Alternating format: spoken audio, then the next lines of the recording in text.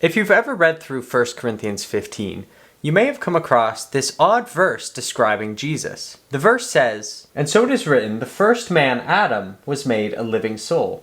The last Adam was made a quickening spirit." On first read, this doesn't seem to make any sense, does it? How can the one man who never ever sinned in his life be compared to the first man to ever sin way back in the Garden of Eden? Well, the first thing that starts to make this understandable is found in Luke chapter 3, where the ancestry of Jesus is revealed to us. And in the very last verse of that chapter, we're told that Adam is the Son of God.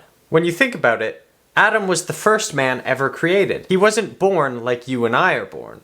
And so, he was the Son of God. This creation of Adam is what's referred to in 1 Corinthians 15, when it's said that the first Adam was made a living soul. Now, Jesus, of course, is also God's son. He was born to the woman Mary. And so there's this connection between both of them being the Son of God. Now 1 Corinthians 15 doesn't call Jesus a living soul, but it calls him a quickening spirit. This word quickening in the Greek means to revitalize, and it's referring to the fact that Jesus was resurrected. His life was revitalized to immortal life. And we can see this contrast between a living soul and a quickening spirit in other verses in 1 Corinthians 15 as well. For instance, we read that the resurrection of the dead is sown in corruption, but raised in incorruption.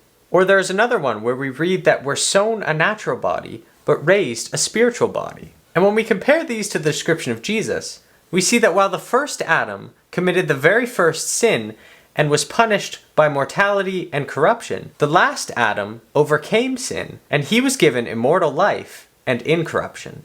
The first Adam was cursed to die, but the last Adam reversed the curse and was given immortal life. We too are sown in corruption, because all of us are going to die at some point. But when Jesus comes back to the earth to set up the kingdom, faithful believers are going to be resurrected to immortal life and incorruption, and we'll be able to live with that last Adam.